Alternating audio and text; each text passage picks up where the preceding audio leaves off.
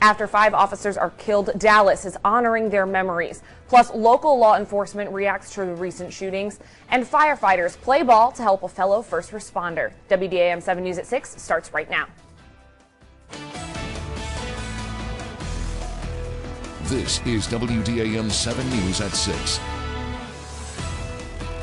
Good evening. Thanks for joining us. I'm Amanda LaBrot. The U.S. is still reeling from Thursday's attack on Dallas police officers, the deadliest day for law enforcement in this country since 9/11. A gunman apparently angered by recent police shootings shot and killed 5 police officers in that city. That act of domestic terrorism has reopened a difficult debate and put police around the country on high alert. Scott McLean is in Dallas with the latest.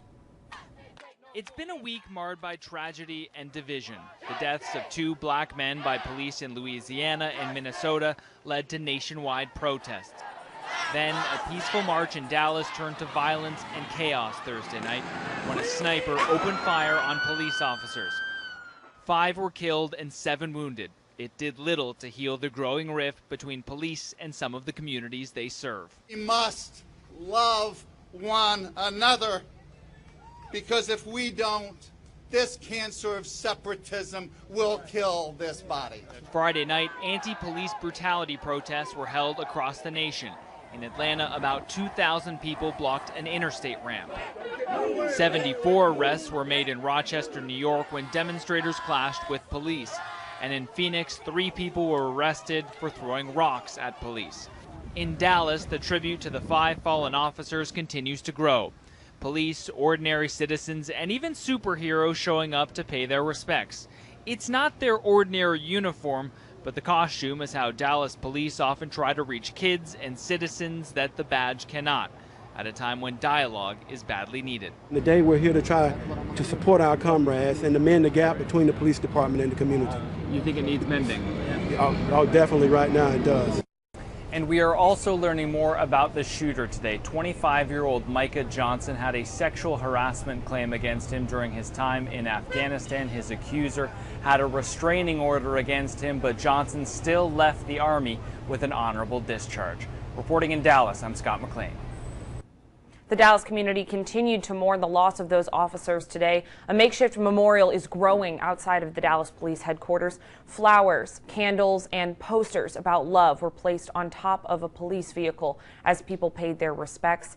Some were emotional and called for the country to come together despite racial differences. One man who was seen placing an American flag in the memorial says the murder of the innocent police officers and civilians is simply unacceptable. For people's lives and families, and just gone like that. It's gone like that. And I've got kids, and I don't want it to happen to them, and I don't want to live around it. I don't want to be a part of it. President Obama will cut his European trip short to visit Dallas early next week.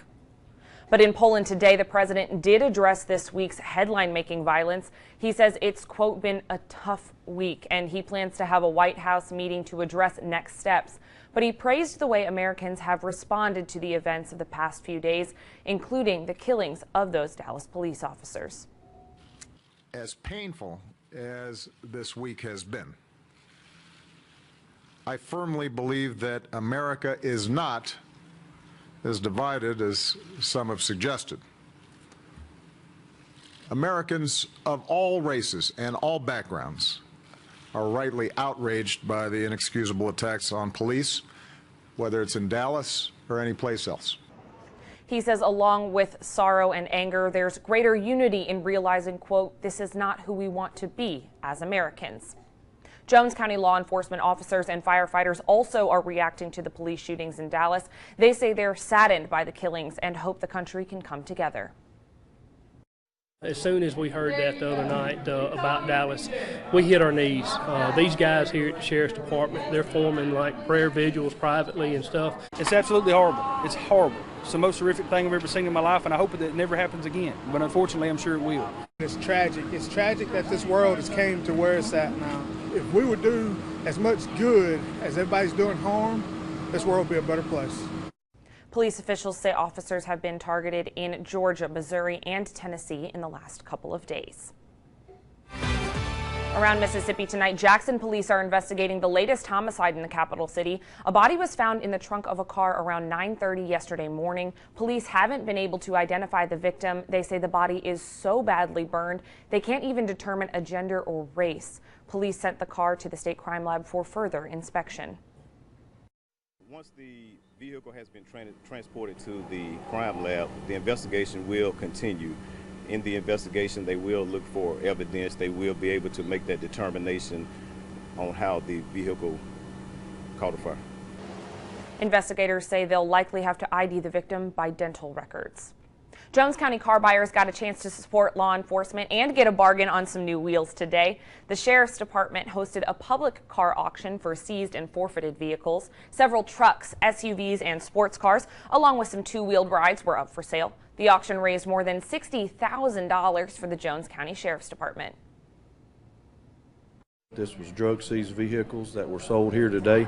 Obviously, having gone through the process of the court and everything else that it takes to be able to award the vehicles to us. Again, those were seized from people who were involved in drug distribution.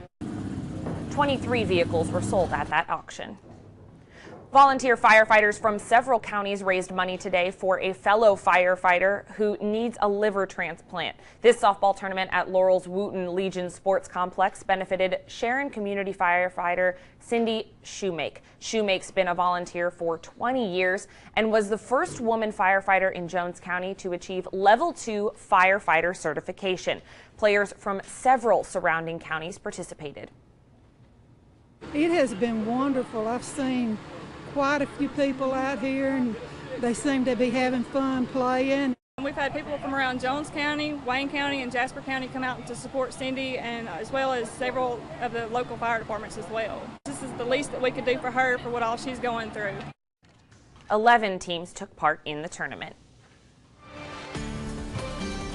And it was another warm day out there across the Pine Belt, but we're starting to see some showers on radar. Here's a look at the almanac first. 94 is our high. First start off with 77. No rainfall in Hattiesburg.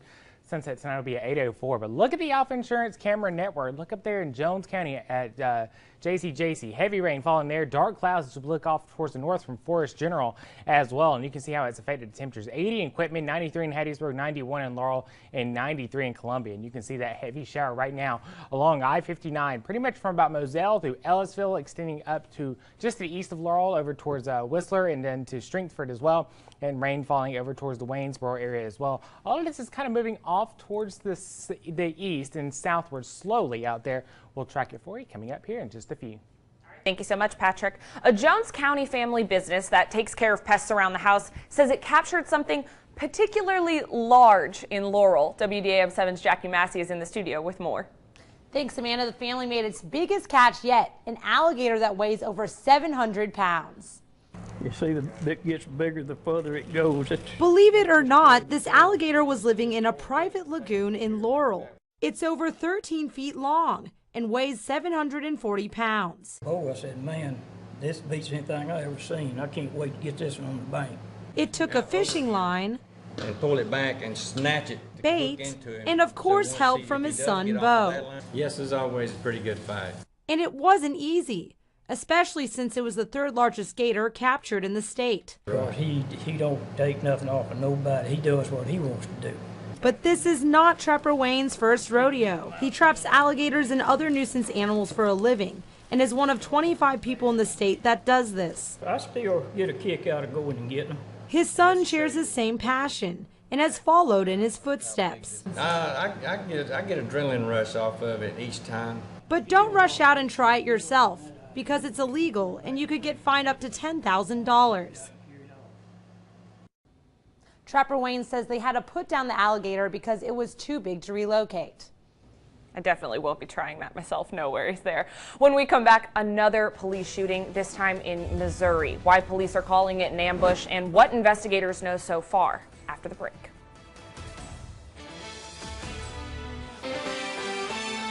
In national news tonight, a Missouri police officer was shot and critically injured during a traffic stop yesterday. St. Louis County prosecutors say they agree with the police assessment that the shooting was an ambush. Jacob Long reports. Today my heart aches for the men and women of the Baldwin Police Department. Baldwin police say the shooting happened around 11 Friday morning in the 300 block of New Baldwin Road. An officer who's been on the force for 2 years pulled Taylor over in a Ford Taurus for speeding. But as that officer returned to his squad car to process paperwork, police say Taylor opened fire with a semi-automatic handgun. The driver came out of the vehicle, advanced quickly on the officer from the back, and fired 3 shots. Make no mistake, we believed during this investigation that Baldwin officer was ambushed. Authorities say Taylor fled before he was eventually captured a few miles away after a brief foot chase with police.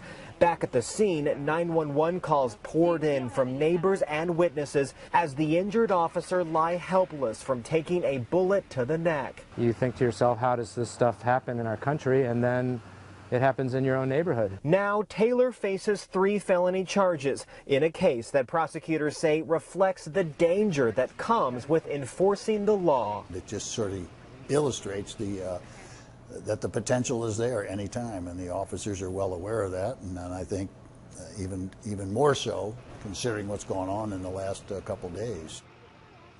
Jacob Long reporting. As of this morning, the officer was still in critical but stable condition.